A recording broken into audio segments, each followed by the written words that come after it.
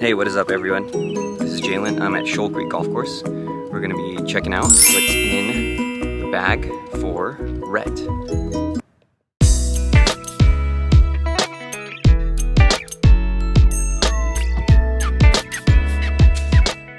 Hey Rhett, so Rhett has agreed to be our first what's in the bag video. So Rhett, what do you plan here, starting with your driver? Let's start with the big dog. Yeah. So I play the new Sim 2. Sweet. Shape and motion. It's basically a carryover from last year. There's just a few different technology changes. Very minute, but there's 3 different heads. You've got the Sim, you've got the Sim Max and the Sim Max D. I just play the regular Sim. Yeah. If you're a slicer, hit a fade. Right. You might want to favor more the D or the Sim Max. Right. If you want some more of that draw bias. So this is basically the non-draw bias head. Very cool. And then you can kind of go up from there if you want a little bit of draw bias or the most draw bias. Yeah, what kind of shaft do you have in that? So I just play the Tensei. I play the Tensei Blue. In that Tensei line, the Mitsubishi line, that chemical line, it's just kind of the middle of the road shaft. Yeah. What people need to understand about shaft, I'm not saying it's not important, but your loft of your driver is going to affect everything. It's going to affect your launch angle, it's going to affect your spin. So the correct loft of your driver and your angle of attack is going to be crucial in choosing the right driver. I'm not saying the shaft's not important, but I could give you the Orange Whip trainer or a double X stiff shaft, and they're all going to be in line with your hands at impact. Very cool. So it's going to be that loft. You got to make sure you get that right loft, and most amateurs do not play enough loft in their driver. Okay. At all. Okay. So if you're going to favor higher loft. If the ball's going in the air, it's going away from you. Yeah. Yeah. Sounds good. So what about Fairway? Sim 2 again? It's all the Sim 2.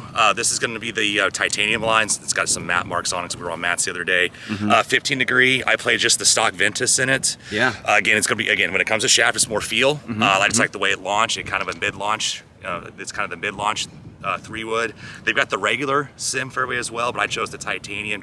I like the shape of the head better. Very cool. And it's just it kind of launches a little bit lower for me. Yeah. So, again, player dependent. Right. Is that the one with the Velocore shaft or no? No, that's a prototype. But you can get that, but it's going to cost you $1 million. But yeah, that's right. I guess moving on. Yeah. So this is going to be my driving hybrid. I don't carry a hybrid. I carry a driving hybrid. This is again the Sim. This is the driving hybrid. They also have the driving iron, so you have 2 different options there. I chose the driving hybrid, a little bit more forgiving. Center of gravity is kind of more in the middle toward the bottom to help you launch a little bit higher. So if you're wanting a higher launch, a little bit more forgiveness, I would go with the driving hybrid. And again, for me personally, if I'm hitting this club, I want to get the distance out of it. I'm not trying to really necessarily hold a green. I'm trying to get it to the green or maybe advance it down to par 5. Or a tight driving hole or something like that. A tight driving hole, and again, it's easier to launch. Yes. Sweet. So again, when you're going in this area, I would just suggest something that's forgiveness in your longer irons for sure. Sweet. Yeah.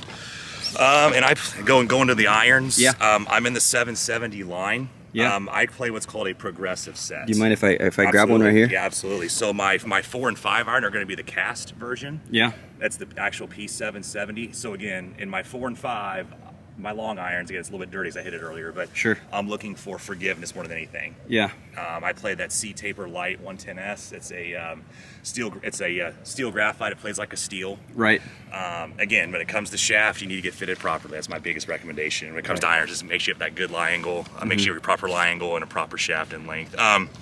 My 6 through pitching wedge. So for example, there's the MCs. I play the MC, which is the muscle cavity. So with these clubs, I'm looking for just a little bit of forgiveness, but a lot of feel as well. Yeah. So again, I want something. Again, when I'm hitting these clubs, I expect to hold a green. Okay, miss hits don't go as far with these, but again, these are the clubs where I'm looking for more spin, kind of that nip to hold the green. So you got 2 wraps on all your clubs? 2 wraps on all my clubs plus 1 wrap. So I'm not quite mid-size, right? But I'm just kind of a little bit bigger than normal. Yeah, right. I mean, again, that's all about feel. Right. There's really no data to support that a thinner grip is going to cause you to release it earlier and hook it. There's no data to support that a fatter grip causes you to hit it, off to the right or slice it. So there's absolutely no data to support that whatsoever. It's all about player dependent, all about feel. So Bryson DeChambeau is wrong? Not necessarily. Yeah. He's a little bit smarter than all of us, but again, for him, it's all about feel. Yeah. He's a big feel player.